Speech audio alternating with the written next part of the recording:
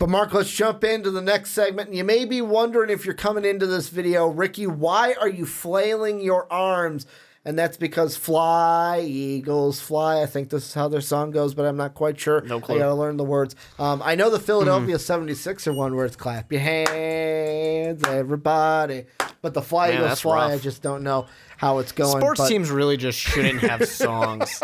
It never really goes well. Skull Vikings, honor thy name. There's that one. Yeah, it just doesn't work. I think the best one, and it pains me to say this, is the orchestral version. Like you get the orchestra behind it with Bear Down, Chicago Bears. I think you guys got the best one. No, because you get that orchestra behind it. But before we get into your Eagles preview, make sure twitch.tv/Mosville Podcast. That's what I'll promote here. We just have subs being able to be offered. So if you have Amazon Prime, have a Twitch Prime account, throw your free sub our way. If you're not doing anything with it, go over to twitch.com/Mosville Podcast, throw it our way. We're going to be doing new and cool things with our subs as we start building our Twitch presence and building our Twitch channel for podcasting. But Mark, let's get into the Eagles. This is a team that was 14th overall in yards per game on offense, 365 yards, 18th in points per game, 22.9. Defensively, they gave up quite a bit of yards, 366, which was good for 23rd in the league. Points per game, they were second in the division, 12th overall. 21.8 is how many points they gave up. When it comes to free agency, Vinny Curry returning to the Eagles, who he spent his first 6 years with. They have Ronald Darby coming on. Jordan Howard, the big one that was traded from the Bears. Deshaun Jackson, big one coming in, traded from the Buccaneers. And they also signed Malik Jackson, defensive end. They have Andrew Sendejo coming in also.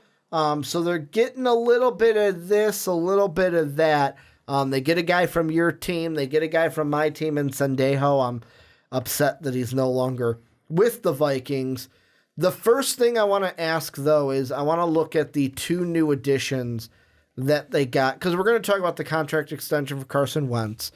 But looking at the two new additions that they got on offense, what do you expect from Deshaun Jackson and Jordan Howard, and which one is going to be the bigger impact add for this team? Deshaun Jackson in the receiving game, Jordan Howard in the run game. Well, I look at this and I say, well, Aguilar's done well, Jeffrey's done well. So where Deshaun Jackson, I don't know that he adds all that much because the passing game was fine. They also drafted your favorite guy, I believe, out of Stanford, J.J. Arcega-Whiteside. Ah, yeah. From the draft this past year. I love that. But what I'm really thinking about is this run game was bad. Yeah. I mean, that's just the way you put it. It was a bad running game last year. Jordan Howard's going to be a huge addition. They go get Miles Sanders in the draft as well. They are trying to give themselves that, shot in the arm at the running position. And that hopefully will help Carson Wentz stay healthy because less is going to be on his shoulders. You have less needed out of him. Jordan Howard can be a huge addition to this team. Hopefully the Eagles treat him well. Hopefully they feed him the rock because he didn't really get as much as he needed in Chicago, and that's why he's not there anymore. So this is a team that, passing game, I'm not worried about it. Deshaun Jackson, I don't think is going to be that much of an addition because it's already good. It's that run game that I think just got a lot better. I do agree with you. Jordan Howard, to me, kind of speaks volumes only because their run game was not good last year. And I even look back to when they won the Super Bowl 2017. This was a team that, LeGarrette Blount was their top guy at 766, and even Jay Ajayi, who was injured that year, had 408. But for me, there's something about Deshaun Jackson where I can't wait to see this wide receiver core, because now you got two guys on opposite side where it's like they're deep threats in Alshon Jeffrey because of his height and his kind of frame. You've got Deshaun Jackson on the other side, who a speedster. Yeah. Still in this league where there were bombs by Ryan Fitzpatrick that Deshaun Jackson's like, thank you. Someone can actually throw it this far to me. Jameis, take a hint. And where Nelson Aguilar can maybe be more of that slot guy where he works so well with the quick slants on the inside, getting to him in between the linebackers, to where I wonder how that's going to work and if it's going to be this kind of perfect symphony, which I think it's going to be. Yeah. Oh, and then also they have Zach Ertz also. Yeah. They've got Ertz and Goddard, where Ertz last year, basically, I believe he set the record for, receptions by a tight end in a single year, I thought it was. Yeah. But he was an 1,000-yard receiver for Philly last year, and I know most of that. You had Nick Foles out there for 5 of those games, Wentz out there for 4 of them.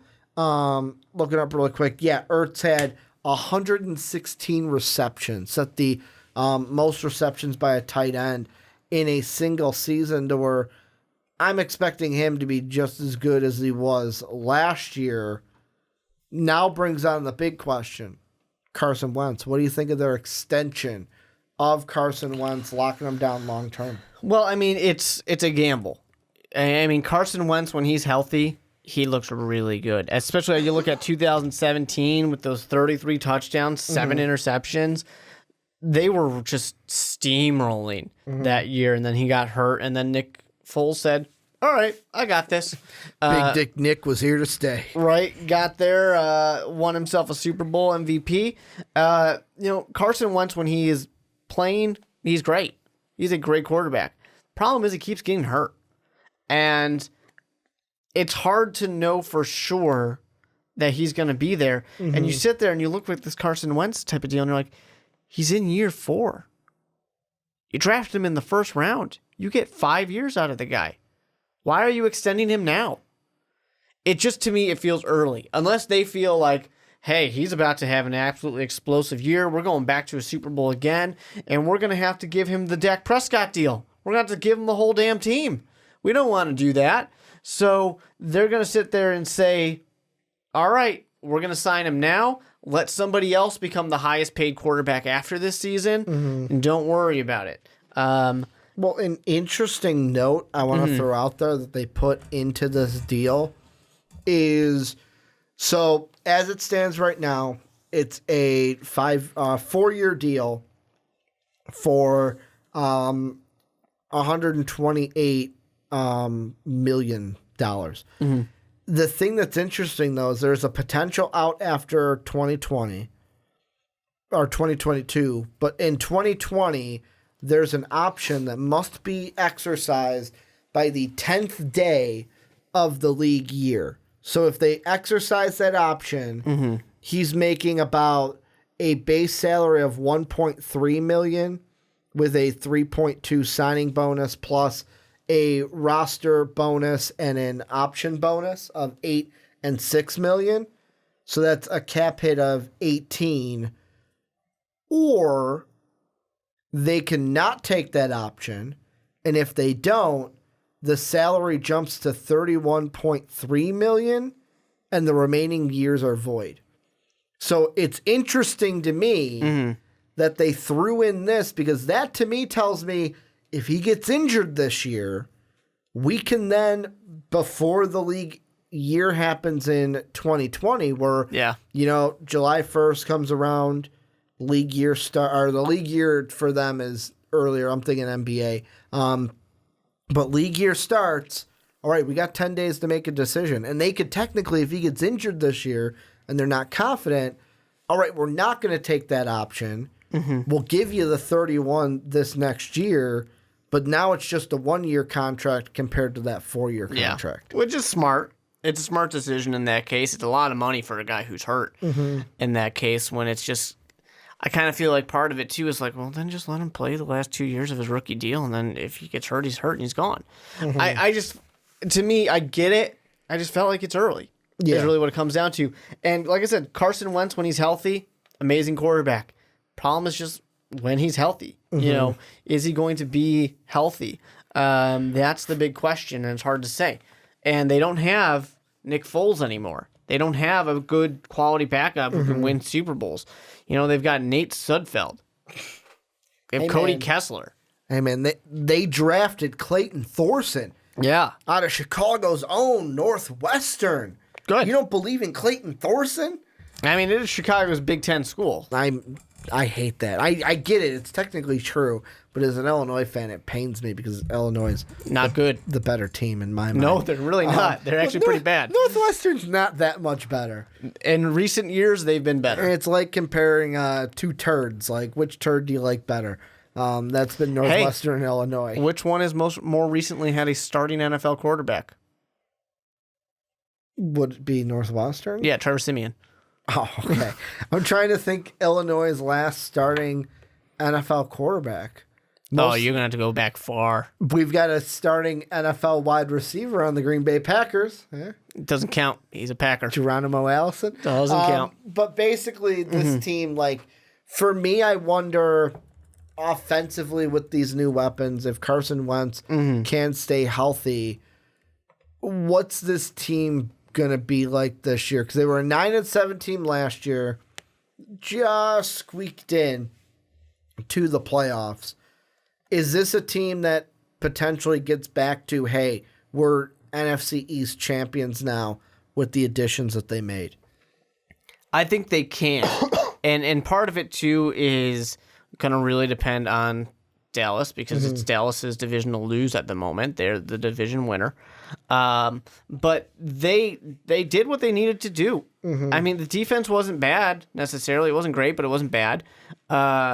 They had a fine passing game. They just need their quarterback to be healthy. They made it even better with Sean Jackson. They had a bad running game, but they made that better in theory with Jordan Howard and Miles Sanders. So they've gone out and they've gotten the pieces they need. They just need to push it forward and actually get something out of a quarterback who they are, getting this extension for, and really make it happen. Because I hate to say it, and I don't want this to be a fluke or sound like I'm saying you guys are a fluke for Eagles fans. You gotta call that Super Bowl win a fluke? Well, no. I mean, the Bears had a bad kicker. It was bound to come I'm talking about the Super Bowl. Oh, the Super Bowl. No. I'm saying that the Eagles only really got into the playoffs because the Vikings lost. Yeah, the Vikings lost a game. You could say it, Mark. We choked. You guys did. It was rough for you. But you know what? It's all right. You played the Bears, and the Bears are amazing. So, but, they had what they had, and they got the help to get in. A lot of people were surprised the Philadelphia Eagles got into the playoffs last year. That's not the case this year. They should be able to get in. Yeah. Now, the NFC is going to have quite a few teams competing for that wild card spot with the Eagles. So that's why you got to sit there and you got to take it into your own hands. Win your division.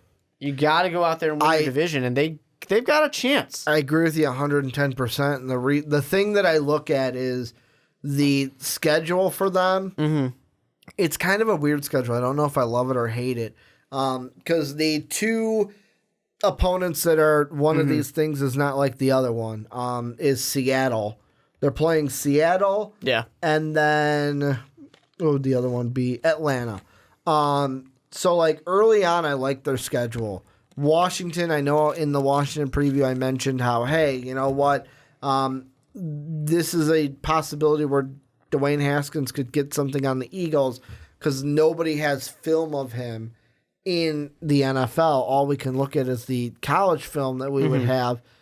So you could get a jump, but I still like the Eagles to win that game. Falcons, I'm not super high on them. Detroit, I'm not super high on them also. And then it gets kind of difficult. We're Green Bay. There's the shot of Minnesota and Dallas. You get them back-to-back on the road.